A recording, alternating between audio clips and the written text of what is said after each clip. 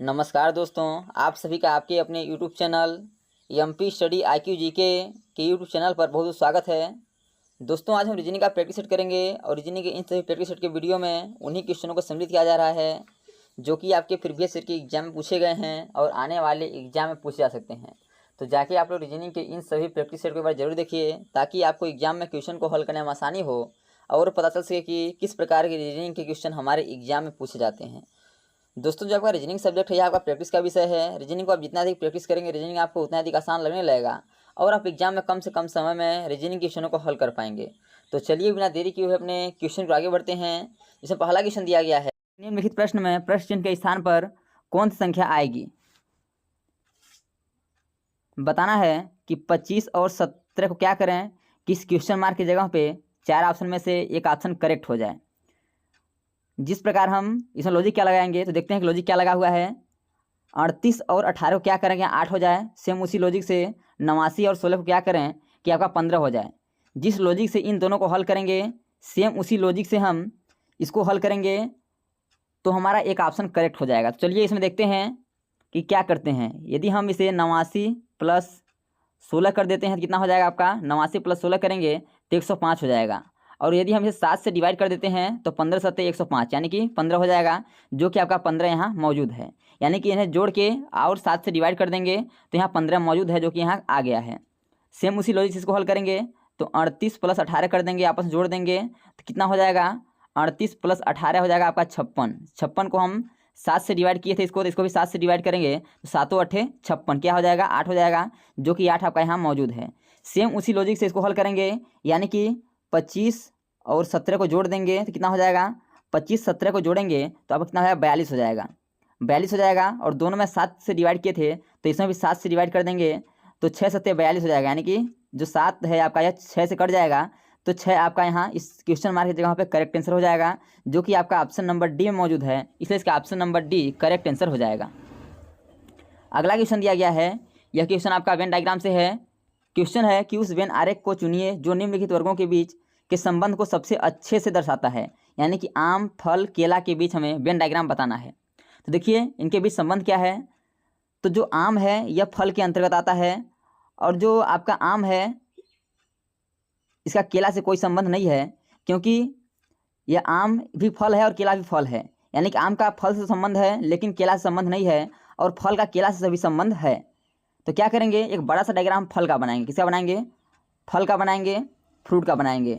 और फल के अंतर्गत हम क्या करेंगे, आम को रखेंगे, यानी कि मैंगो को रखेंगे, फल के अंतर्गत रखेंगे। और केला को भी, बनाना को भी किसके अंदर रखेंगे, फल के अंदर ही रखेंगे। तो इस प्रकार का डायग्राम किस ऑप्शन में है, तो ऑप्शन नंबर डी में मौजूद है। इसलिए इसका option number D correct answer हो जाएगा।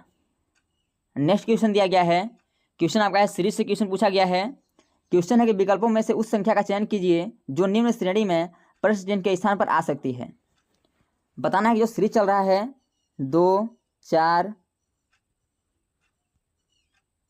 12 48 240 का जो सीरीज चल रहा है, और आगे इस सीरीज में यदि आगे बढ़ते जाएंगे तो इसमें क्या होगा, यानी कि कौन सी संख्या 4 ऑप्शन में से आएगी। तो देखिए 2 से 4 हुआ है, यानी 2 से 4 हुआ है, यानी गुणे 2 हुआ है। अब देखिएगा 4 से 12 हुआ है, यानी 4 3 12 गुणे 3 कर दीजिए। 12 से 48 हुआ है, यानी 12 से 48 गुणे 4 कर दीजिए। और 48 पंचे 240 गुणे 5 कर दीजिए। यानी कि इसमें लॉजिक क्या लग रहा है, गुणे 2 गुणे 3 गुणे 4 गुणे 5, तो आगे क्या लगेगा, गुणे 6 हो जाएगा। तो 240 गुणे 6, 240 गुणे 6 करेंगे तो हमारा कितना आएगा, 1440 आ जाएगा। यानी कि इस क्वेश्चन मार्क की जगह पे क्या हो जाएगा, 1440। तो इसका ऑप्शन नंबर डी में मौजूद है, इसलिए इसका option number D correct answer हो जाएगा। तो दोस्तों, मैं आसानी पूर्ण विश्वास करता हूं कि ये सभी क्वेश्चन आपको अच्छे समझ आ रहे होंगे। यदि क्वेश्चन में कहीं भी डाउट है तो आप लोग कमेंट बॉक्स जरूर बताइए, ताकि अगले आने वाले वीडियो में हम उस डाउट को अच्छे से क्लियर कर सकें। अगला क्वेश्चन दिया गया है, यह क्वेश्चन आपका ब्लड रिलेशन से है। क्वेश्चन है कि यश आर के पिता हैं, आर यू का एकमात्र पुत्र है, यू जे की पुत्री है, जे के केवल 2 बच्चे हैं, के जे का पुत्र है, यश के से किस प्रकार संबंधित है।